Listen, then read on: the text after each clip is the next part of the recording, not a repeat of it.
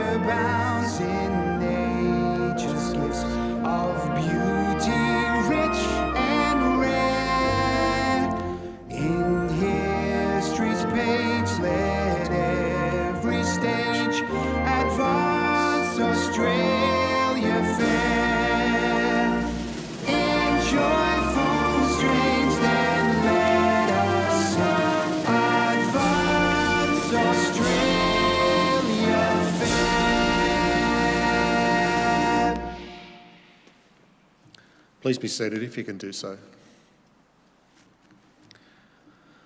The Australian War Memorial was the vision of Charles Bean, Australia's First World War official historian. Bean landed with the Australian troops on Gallipoli and stayed with them at the front through to the end of the war. The idea of this national memorial and museum came to him at Pozières, France, in the depths of the bloody fighting of 1916. Bean's idea was that this would be a place where families and friends could mourn their loved ones buried in faraway places. It would also be a place that could help all Australians understand what these men and women had endured and what they had done for us. Bean's vision, to which we remain true, is best expressed as inscribed in the entrance to the memorial's galleries. Here is their spirit, in the hearts of the land they loved, and here we guard the record which they themselves made. Tonight, we will read the story behind just one of those on the Roll of Honour, which lists the names of more than 102,000 men and women who have given their lives for us in war and on operations for more than a century. But first, we present a lament, Flowers of the Forest. Wreaths or floral tributes will now be laid at the base of the pool of reflection.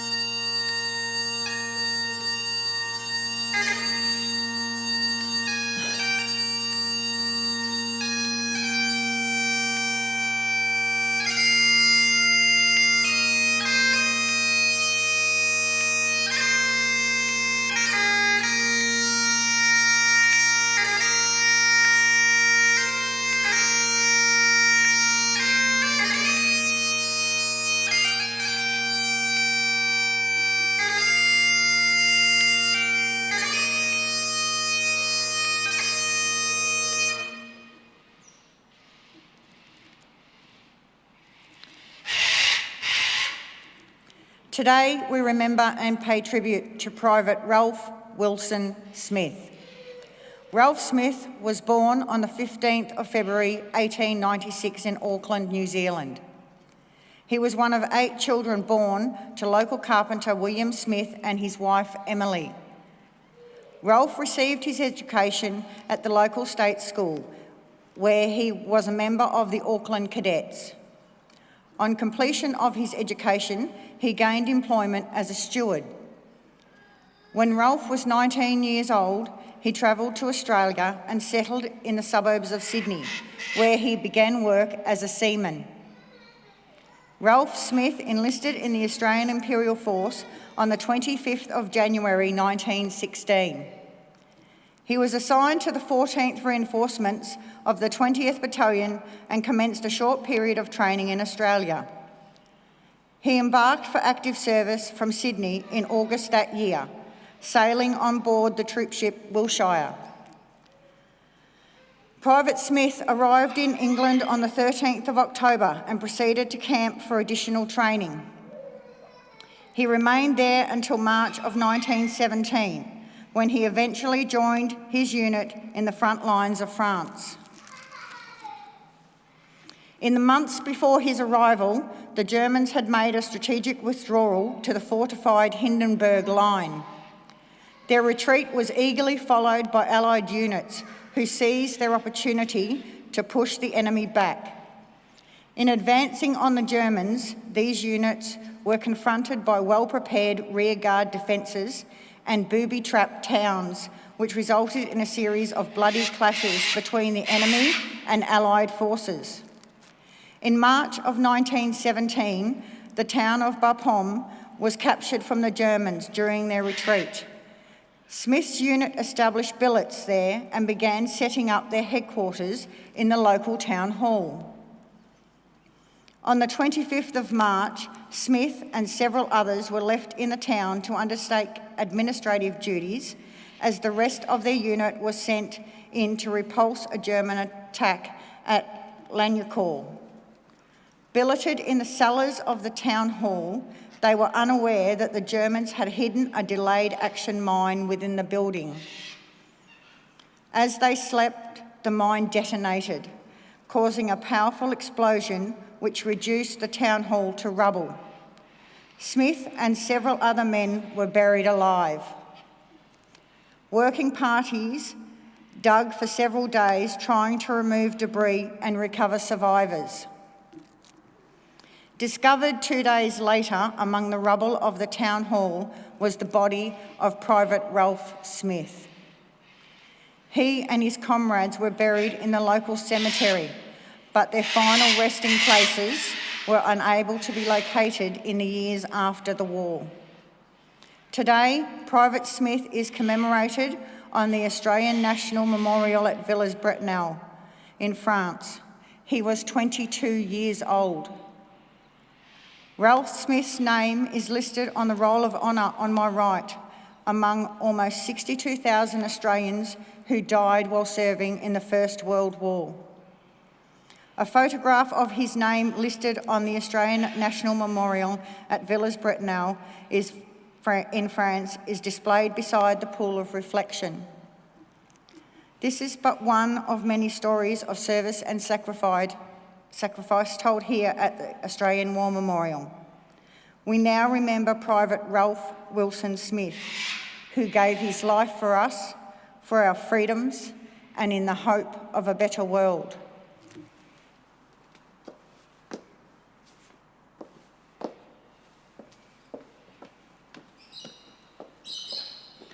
Please stand for the ode and the sounding of the last post.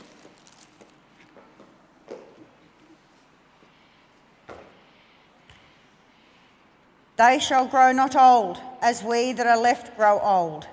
Age shall not weary them, nor the years condemn. At the going down of the sun and in the morning we will remember them.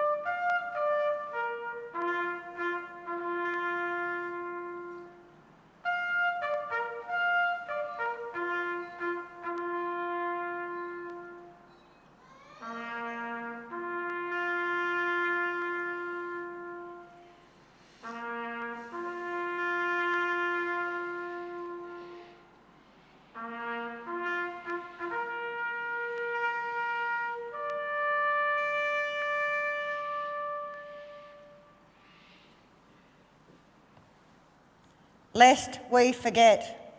Lest we forget.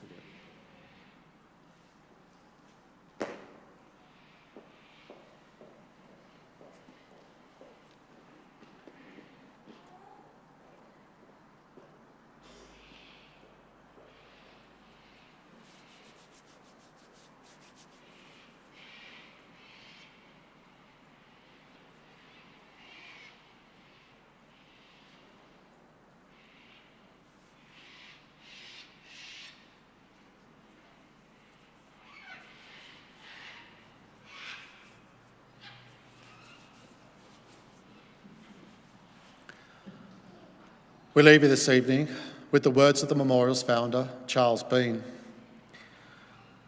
Many a man lying out there at Pozier or in the low scrub at Gallipoli, with his poor, tired senses barely working through the fever of his brain, has thought in his last moments, well, it's over.